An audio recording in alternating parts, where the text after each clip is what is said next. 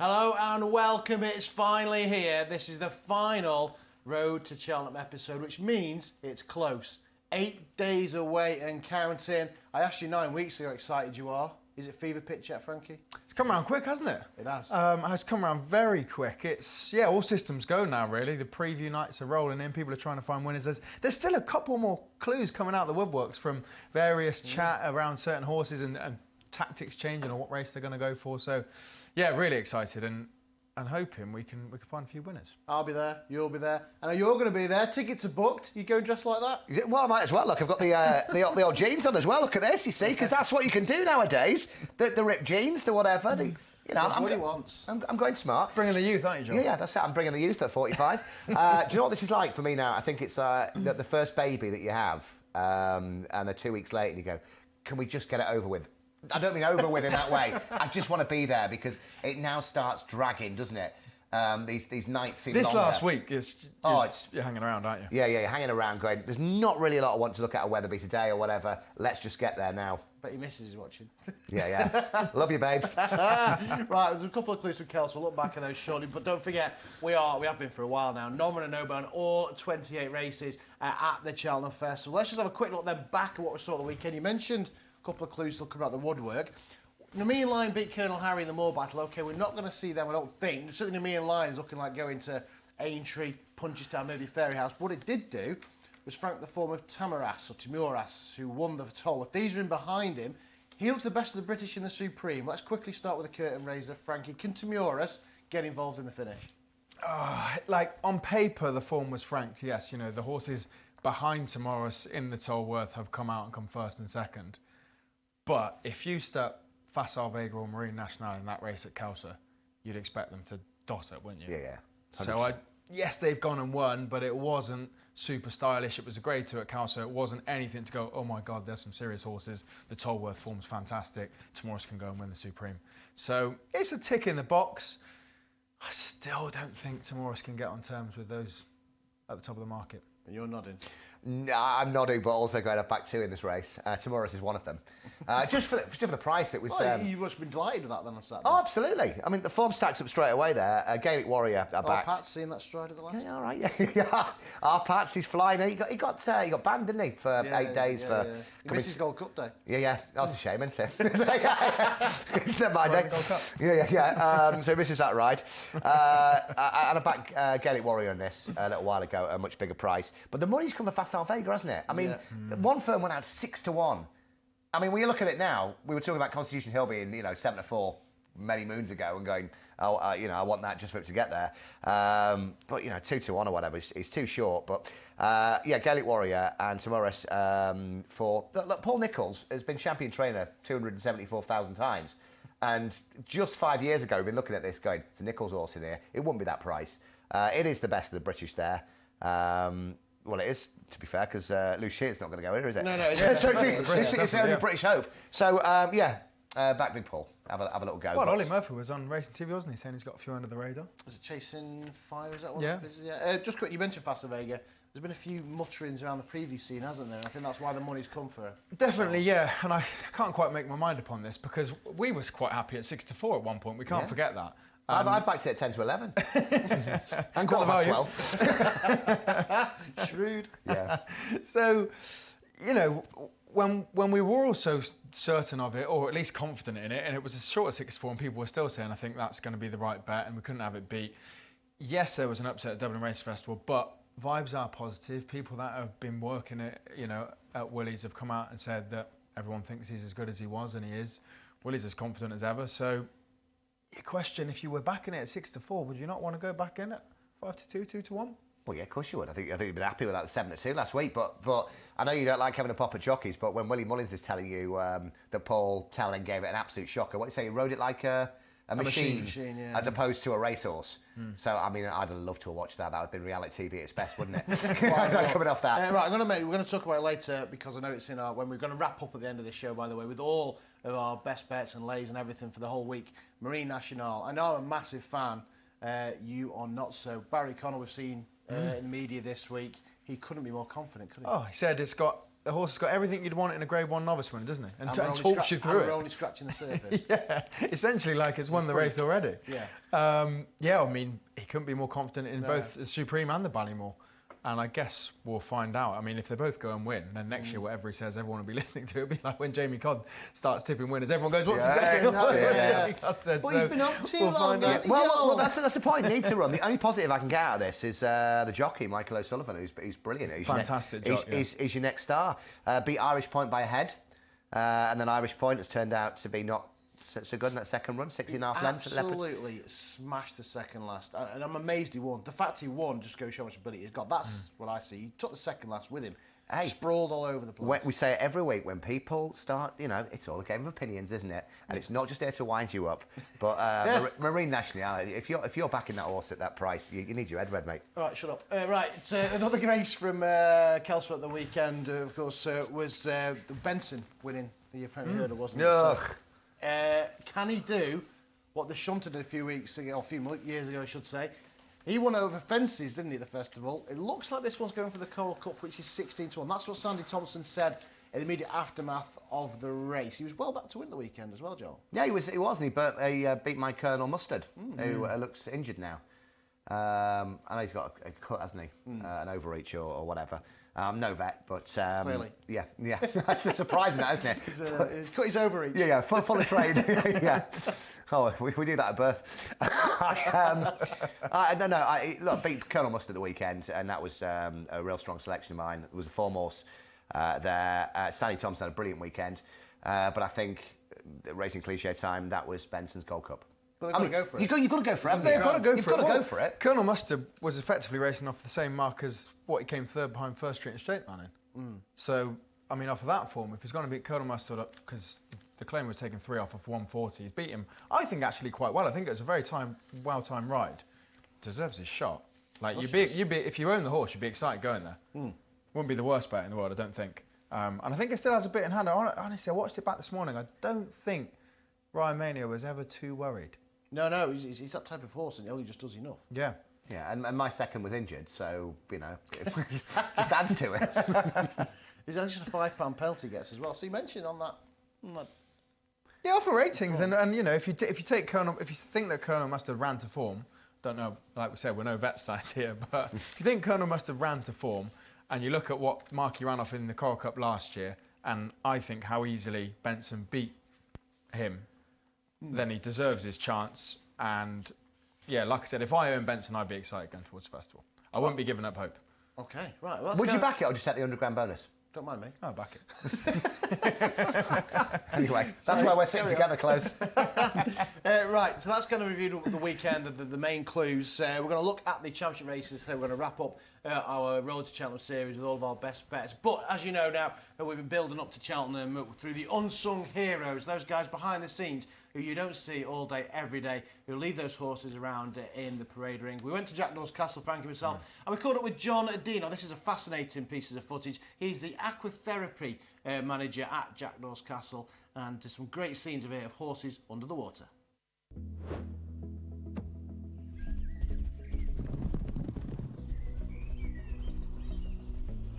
Hi, I'm John. I'm 26 years old. A normal day here, everyone starts at just before 7. We'll bring the horses from the field in first. We hay the horses like a little snack. And then I'll check what horses need to swim. Usually it's between 8 and 10 every single day. I will start swimming. Some of the girls will start to put the horses in the solarium. A normal swimming time for a horse is about 4 minutes to 6 minutes. Some of them can do up to 10 minutes. Every horse is different. Swimming is a great exercise for horses with injuries, especially tendons, skin problems. Horses obviously with problems, we can put a saddle on them. They always come to swim. A horse swimming in the pool for 5 minutes is the same exercise as the horse cantering on the gallop, but there's no impact to the ground, so you can keep the horse safe. Working in racing is not easy. Most of the people watching our TV just for pleasure, thinking it's a nice sport, but behind that is like lots of hard work. 365 days, every single day, including Christmas. You can't have a day off because, the horses need the food, need the training. I get very attached of my horses, especially the one I look after them, and it's a very good feeling. You love them so much.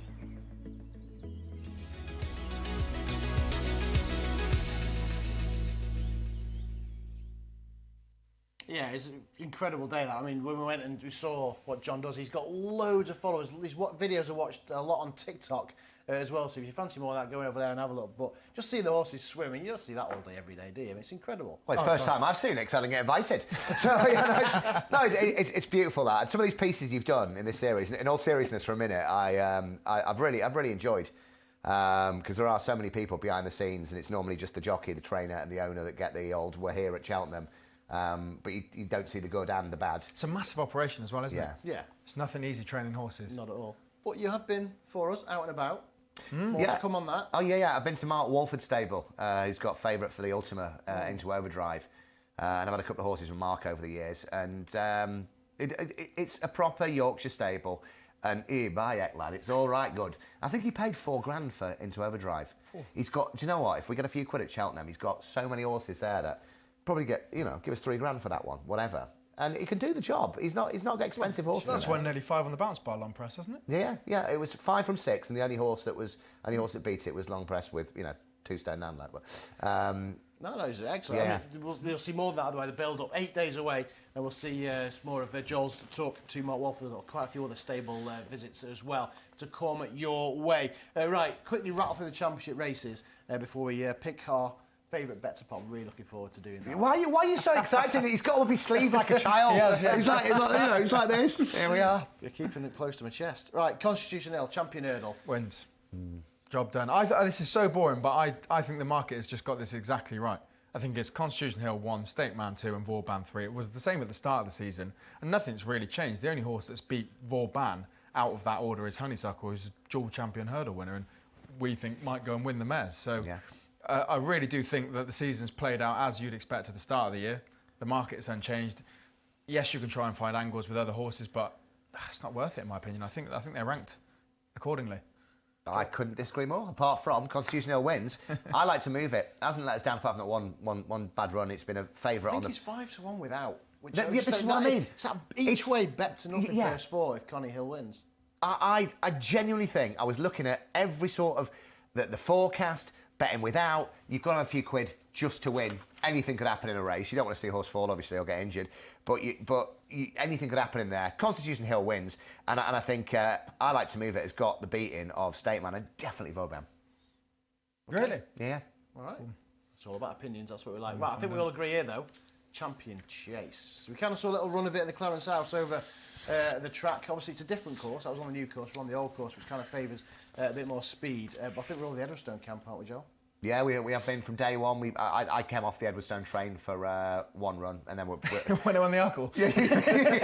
I think you'll find last year at this time we're on 8-1. Yes, 8-1. Yeah, it's in the archive. Yeah, 27 losers, but an 8-1 winner. Edwardstone. Very, very strong. It's possibly nap material. This weekend. Material. Interesting. Same. It's just got everything you want in a champion chase winner. He takes his fences so slick. He doesn't lose any momentum at each fence. He pings the last 2 down the hill at Cheltenham, which I think you need. He was so quick. If you watch when he was beat, yes, by Editor Jeep, but the acceleration from when he was 6 or 7 lengths back to make up the ground, he's got some serious speed on him. He did have a little setback, but I think that was it jumped on the Clarence House chase? Did he? Yeah. Was a little bit lame, wasn't he? So maybe that gives an excuse. Yeah, it gives an excuse. There's only one thing I'll say, and you'll potentially disagree, but we're slightly contradicting in that if we can have Shishkin after a poor run and we think he's the best horse that could potentially win a champion chase, a Ryanair, some people even talking about the bloody Gold Cup, should we not be in the same camp about Energumene? Because he's fluffed one run, but if you go back to last year's Clarence House... don't start this now. I'm just saying. I'm on 10 weeks of this, and I finally just got everything ready. Everything is in order. I've still got papers here. Because, like I said, Edwardstone has everything to win a champion chase. But when I was getting to the Ryanair and I'm thinking about Shishkin and I'm thinking about how good that form was from last year, and they were the superstars of last year, it's slightly contradicting to just brush Energumene aside, just to throw a spanner in the works. I did hear Paddy Mullins in the week talking. I can't remember what horse he was talking about, but he said he handled the white fences right. Brilliant. Yeah. But see, that I don't get, because if that was the case, you'd have a mark against every single Irish horse coming over. This doesn't make sense at all. Yeah. Does is it a genuine contender, or was that just an absolute quality ride? Yeah, a bit of both. But I mean, you watch Tom Cannon, he was talking Ennigreen, wasn't he? Yeah. And if he knew that the race was going to pan like it did, he would have been 5 lengths closer and would have won, I think. And that, like you said, the acceleration. So don't put me off now, because I'll be driving home tonight and it starts raining, going, oh no, the rain's coming now as well. I'll be on the phone to Nikki asking for some antidepressants. But yeah, Edwardstone, like I'm still in the Edwardstone camp, just throwing a spanner in the works. Right, stop throwing spanners in works. 2 miles, speed horse. Yeah. Should win, shouldn't he? Agreed, Edwardstone. Right, from the speed chasers to the staying hurdlers. Obviously, the talking horse, whether you fancy it or not, has got to be Blazing Cal, hasn't it? He's had a setback, he's fine, he comes out, he wins, he has another setback, but he's your 5-2 favourite. Yeah, I'm really struggling with this Stayers. I've gone round in circles a few times. I was looking at trends and horses that typically wouldn't be beaten in previous years and then come back and win. So I started writing off a few of, your Paisley Parks and horses that turned up Classical Dream last year. Started looking at horses, what race they'd run in before winning here, and that wrote a few off. The Hatton's Grace is not a good race to come and win a Stayers from. The Boyne Hurdle, which Blazing Carl, no one's ever won a Boyne Hurdle and then won the Stayers Hurdle, I don't think, or maybe one winner. And I kept going around in circles and just thinking, you know what, Gavin Cromwell might just have Flooring Porter ready again. And that's owned by a group of Irish lads that absolutely love the festival. Everyone saw the celebrations last year. And I wonder, they've had a sit down at the start of the year, said, we don't care whatever happens, just get us to Cheltenham and let's have another crack at it. I saw a piece on social media as well. I think he would be the only horse to win 3 times and never be favourite if he was to win again, because he's not like he's going to go off favourite again. Yeah. So potentially of a setback. But if it's not to be Blazing Cole, and your thoughts on him, what is it for the Stayers? Well, I had down to Home by the Lee, which we put up that won on the Punters Guide, and I think it was 25-1. I think he's 13-2 or something like that. I was early this morning. I had it between that, missed out on the 25, didn't back it. But if I'm playing on the day and I'm just coming in with no anti-post, I think I'd play Home by the Lee and Flooring Porter. Like you say, I mean, I can't understand why the horse goes off that big. And Gavin Cromwell knows the time of day, so it's not like some random cow farmer in a field in county whatever County Dow. He gets them right. And he knows the time of day. He's not stupid. Yeah, I mean, he took the exact same prep run as last year, the same 2 races, and last year I think he fell at one and was beaten at the other. He's come 4th twice this year. Still showed a bit of fight in him. Maybe hasn't just quite been match fit. I don't think they'd be bothered about going and winning a 3-mile race in Nace or Fairy House when, like I said, those lads, Syndicate, they bought the horse for like $4,000. They want to come to Cheltenham and have another crack. And the one thing about Cheltenham is, horses come back and act time and time again. Yeah. It really is a case of course. Are you still on the Teahupoo train? Are you still on the Teahupoo train? Not totally convinced. I think I'd have the favourite or Flooring Porter. The Blazing Cole looked like... He's talented, but I think a stiff, stronger on 3 miles, still a question mark about Teahupoo. And the big question is Marie's Rock. Yeah. She used to come here. Theatre Glory looks like they've come out and said that she's going to go. Mares, yeah, so you'd suggest Marie's Rock would probably go. Epitome as well, Nicky. Yeah, so you'd think Marie's Rock would go here. Nicky Henderson and Tom Palin from Midland mentioning, I think she might go for the Stayers, and that just makes this a cracking race, wide open. And I saw that Goshen was still in the betting. 150-1. There aren't any worse 150-1 shots out there. Right, let's move on to the Gold Cup. Then we'll talk about the obvious one, the favourite surely. But we know Joel's been a massive fan of last year's winner, Applutard. We've not seen him. Basically, we haven't seen him this year because he pulled up in the Betfred Chase. It wasn't to be his running, was it? But can Applutard replicate the scenes? There he is, of course, Rachel Blackmore standing tall in the eyes, celebrating last year's Boodles Cheltenham Gold Cup victory. Does he do it again, Joel? Yep. I'm not going to change allegiance here. I think, coming second and then that performance last year, I said I was at Haydock when pulled up, and I was standing less than a metre away from Henry de Bromhead, because I was going to be the first one to give him a cuddle. He kept moving forward and forward and forward, and I was doing the announcement on the day, and I thought, I just come on, Henry, here we are. And then it didn't happen. Hasn't been seen since. The good vibes have been coming out of all the Cheltenham preview nights, as you would expect, because otherwise it wouldn't be running. I think 6-1 is probably the right price. The drift early on in the year to 8, 10-1 or something like that was stupid.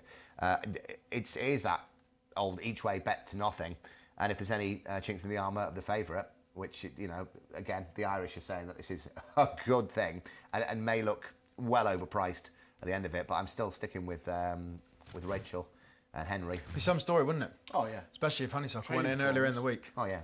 Yeah. Because I've had a tough year, haven't they? The Bromheads and Rachel. Yeah, it's been a tough year for all of them, hasn't it? Really, especially Henry with his son and what have you. And I just don't, I think it would be really nice, but if you're talking about from a purely financial point of view and financial gain, I think it's absolutely cracking bet. You in the galloping? I am, yeah. I can't argue with people that want to have an each way bet à Plutard. You know, you're taking your chance that he turns up in form, and if he does, then he is up there with the one to beat, really. So I can't argue with an each way bet, but when I was at DRF and saw Galloping, the thing, I've said this a number of times, when he was asked for more, there was a lot more, in my opinion. Came over the last, got challenged, yes. The rest of the horses were off the bridle, and it wasn't a fight at all. From what I saw, it was one crack of the whip and see you later, I'll keep going. I think he was in a different league.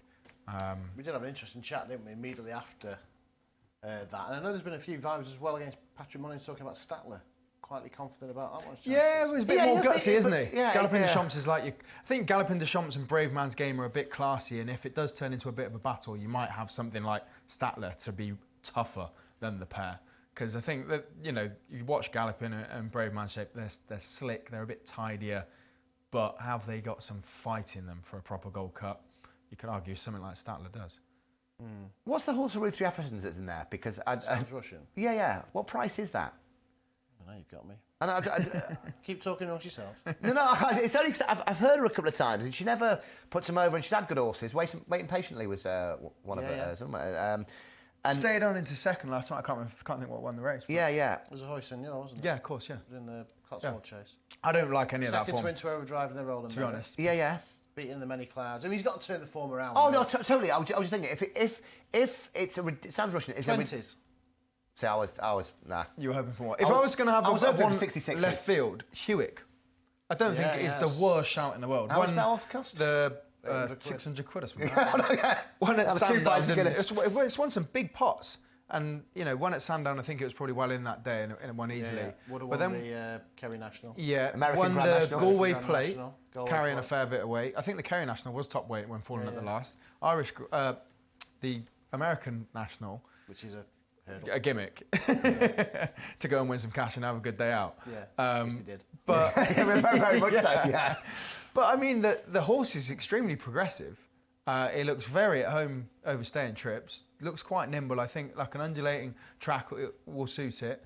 It seems very versatile, and it's something like what is it, 25s? Yeah. If you're a proper rich owner and that wins, and you've got Shark Allen there, and and the greatest thing for all media. Oh, the game's gone. The game's gone. He's paid €600 for this thing. It's been to America, and look, we've paid 350 grand for It's some been to the Irish pub in Ireland. Yeah. So that's a few pints of Guinness. Yeah. Gone to America on his holidays and come back and This won the is Gold brilliant. Cup. Sounds like an average summer for you. But it's not the most. It's not. It could happen. It definitely could happen. Yeah. So outside the more obvious selections, I think it the does quicker the deserve. ground, the better for him. Yeah, he did. When I spoke to Shay, he said, "I'm praying and praying." Yeah. For quicker ground. Right, let's do this then. Our best bets of the festival and the lays as well. So we'll go through these and pick them apart. So let's have a look at the naps, shall we? There we are. Joel. Well, head or heart, probably both. Honeysuckle for the mare's hurdle. Yeah. You know, they talk about certain, horses never get you into a building or whatever. And people aren't buying tickets to go and see a certain horse. I've bought hospitality on the first day and for me and my missus to go. She's never been racing before, but she's seen me watch it for a long time. It's a brilliant story for me, and it's not even the head over heart thing or the other way around. I want to see that horse win, not only for the connections. I want to see. It's the best horse in the race, without a shadow of a doubt. I think 11-4 is a stupidly big price. I think with that emotional money on the first day, that's probably gone off 2-1, something like that. We'll raise the roof, and it's been a very strong selection. Women were told that she was going for the champion hurdle again, and she was 8 or 9-1. I didn't touch it because champion hurdle, but no. Absolute good thing for me if my life depended on it. Mighty Potter for the Turners. Can't see it beat. And I think... Well, good.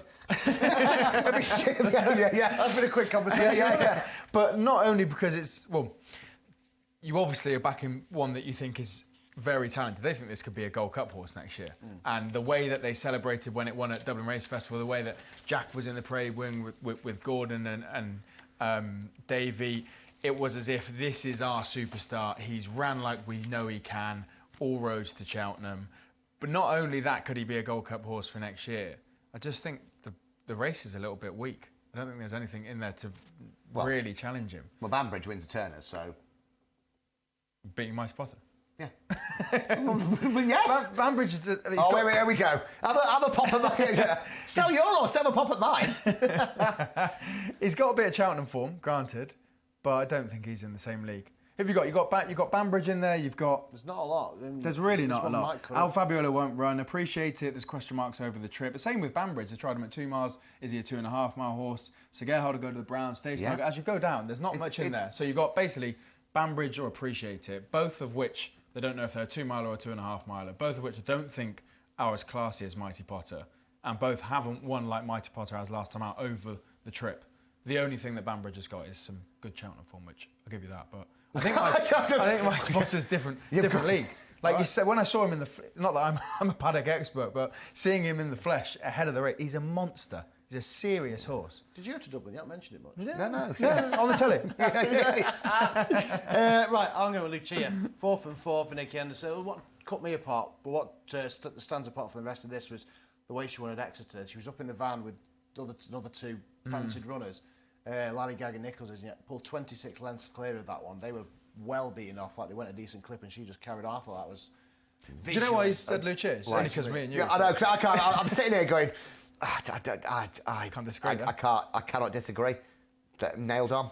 I said earlier, didn't I, when I was looking at the Supreme in the Ballymore, Yeah. a name that did keep cropping up was Ashra Diamond. She does have some form in behind. I couldn't. Well, in behind your layer of the week, really Nationale. So maybe not for you, but yeah, I think Lucia, we all agree, don't we? Right, next best. Let's rattle through these ones then. You are going first of all, Joel. Well, we all like it. Edwardstone. Yeah. Well, I mean, we talked about it before. There's no point going over it again. Edwardstone, obviously. Just next bet. To be fair, I could have put these at either next bet or nap. I think they both win. They're already in doubles. Yeah. Nothing else to say that's not been said. Gaillard de Menil for you. Yes, don't understand how this horse is still around Running. even money. Maybe because they've talked about it going to Brown Advisory, but I mean, it's second or third. What price is it for the Browns? Brown Advisory, what price is it? I can't see it going there. Or can't see it winning that anyway. It's I too can see- slow. I can It's see a it going plodder. there. Second in a Ballymore, third in a Brown Advisory, third in an Irish National carrying top weight. That's a very impressive performance, and we know gets the trip. Has raced like 18 times, completed and placed in all starts. He's just so solid. Yep. Probably going full now, but but yeah, I think like when you talk about a graded horse in a lesser race or in a handicap, I know this is not a handicap, but it's not a grade 1 race or not like it's not like a Brown Advisory. It should be head and shoulders above these for me.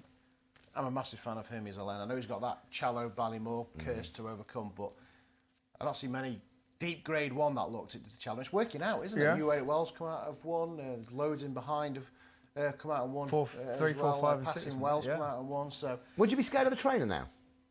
No, the what? The trainer? Hermes Alain? Mr. Nichols. Yeah. Multiple time Well, you know, champion. I was just saying, you said that. You must said have that at the start of the show. That's what I know, I've got the fishing rod out. making sure I just said that, I've got the fishing rod out.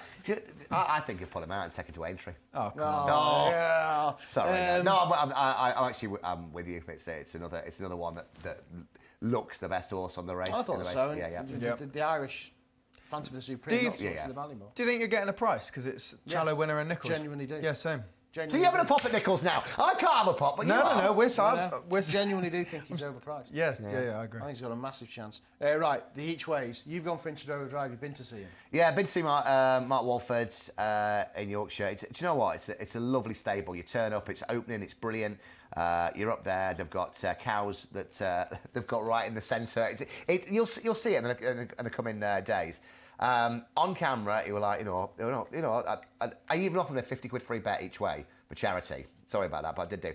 Would you back it? And he went, I'd probably back second favourite. I don't like to back me. You know what I'm at with betting. And off camera, I said he'd never been to Cheltenham before, and he was coming down straight away saying, no, they are really confident. This horse keeps improving. 5 from 6, I think it is, and the only horse that's beat it was Leon Press, yeah. So yeah, he was up for it, and Mark's never confident. Never. I mean, I've stood with him before when we're a 4 or 5 shot, and he'll go, "We should get him framed today." So he's really confident. And again, being Mark Walford, Not Shelby's trainer. 10 to 1 if it's available. It's just. Don't think there's any more, is it? No, I think it was respect throughout the week. Long gone. Yeah, I've had some of that. You gone for Sir Alan? Sir Alan? Sir Alan, yeah. Sir Alan. Trying to find another Boodles winner. Second on hurdle debut to your two's Triumph fancy, Blood Destiny. And wasn't miles behind. No. Not that Blood Destiny was off the bridle, but still was running a decent race in second and then has won the next 2 starts, quick and nicely when asked. Acclaimers rode every time, which is quite interesting. I imagine he'll take the ride at Cheltenham as well, taking 7 off. Well, I don't know. He's going to ride. We haven't got any jockeys left. At this rate. All be claiming. Yeah, I know. But yeah, I mean, to only be beaten by Blood Destiny and to win the next 2 easily enough when asked. The race he won last time out, I think, is it 2 of the last 3? 3 of the last 4. 4 Boodles winners have won that on route. At Nice, yeah. Another one, they dominate the Irish. Yeah. Well, yeah, it's because I think someone said this the other day, and I couldn't agree, is by the time a horse has gone chasing, the English handicapper's got a hold of him a bit more, whereas these juvenile hurdlers race 2 or 3 times, they don't know where to place them, do they? Hang on, but you texted us as soon as the weights came out, and you did. Risk Bell. I did, yeah. And Risk Bell was 12 and did 13 to 2 or something, and you were like, wow, this is a good thing. I know, yeah. I just had a bit of a deeper look. But yeah, I'd probably back them both, to be fair, because we both, when Rachel rode Risk Bell, was very happy sat in 4th, and I think was slightly forgotten because everyone was talking about 1, 2 and 3. I think Rachel forgot how to ride that day. there's the pair of them, and JP owns Risk Bell, which is probably another tick in the box, and it's just another that's seriously unexposed off of like 127 or something ridiculous like that. So they are a pair, but I quite like the way that Sir Alan finished his races. Okay. Well, JP owns Comfort Zone as well, which is my each-way pick in the Triumph third. I know he's obviously got Lossymouth and Garlamo, so both to beat, but I think he's just a solid yardstick. Another form of script writer has been let down, but he's won the finale. He won the trial on Trials Day as well up at I love that trial on Trials Day. That's my favourite. Trial on Trials Day at Cheltenham. Yeah. But I think Joseph O'Brien, really clever, just picking a few races coming over here, trying to avoid those, and then he's won over the course and distance. It's a big stamina sapping track, as we know, but he's proven himself over it. So what I price? think 10s he is. Look, 10 to 1, it's 2 to 1 a place, but he has got a chance of winning. There's no doubt he's got a chance of winning. So I can't see him out the 3, and I think double figure prices, he has to go in my each way pick. Right, very quickly, this is where it gets fun. Your lays. Marine Nationale. Yeah, You idiot. well, no, we mentioned at the start. It needs a run, and the only positive I can give you is the jockey. That's it. Ahead behind Irish Point. Ahead of him. Yeah, sorry, ahead of him. And Irish Point finished And what? Champ Kylie back in 4th. Oh, yeah, all right, forget them other ones. Oh, right, okay. Forget them other ones. We're just taking the ones that you want to. Yeah, totally, because okay. I'm making a point here. Yeah. So, yeah, Irish Point was in there. Oh, do you know what? Yeah, I've talked about it before. Right, Irish Point was 16 lengths tailed off at Bleeding Leopardstown. Horse is no good. And I put it in I don't know, Irish Point, I wouldn't have as a worse shout for the Ballymore. Oh, God, here we go again. You said let's gang up on him, because you know he likes it and he'll go for it. No, unbeaten, but I just... no. What price? 7 to 2 or something? 3 to 1? Yeah. Oh, I mean, come on. There's better prices than that. Tell Barry Connell that. Yeah, I was about to say. Well, was it an island that you went to? No, it's on the telly. Oh, yeah. It wouldn't be for me. I'd just say that. It wouldn't be for me. Okay. So we can do a little private I can do, afterwards. Yeah. Jerry Colombe, not for you. Not for me, just because how competitive the race is. 2 in there. Sir Gerhard was a champion bumper and a Ballymore winner. I know he's only had 1 start over fences and he wasn't that sexy, but... Jumped like a snooker table. Yeah. But what did he have to beat? It was probably just a bit lazy, I think. If they went quicker and he's going in a proper race, I reckon he will sharpen up. And then Time Hill. Brilliant Cheltenham form. Has gone over fences 3 times. Grade 1 winner. Over fences, over the trip. He ticks a lot of boxes for me. He's way more solid. I think Joe Colombe, look, he deserves his shot, but he hasn't ever raced around Cheltenham. He hasn't gone 3 miles over fences. He hasn't gone left-handed over fences. If there was a horse to pick holes in and he's got to get 3 miles round Cheltenham at the festival over fences, I think it's him. So I'm not saying he's a bad horse by any means. He's obviously very talented, but he's got question marks. There you go then. Right. Well, I'm going to lay, unsurprisingly, I've talked about it before, Shishkin. I say Shishkin. Now, obviously, you want those ones that it's too short. It's too short. No, it is. But no, you lay.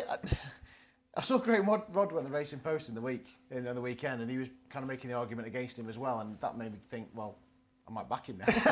Yeah.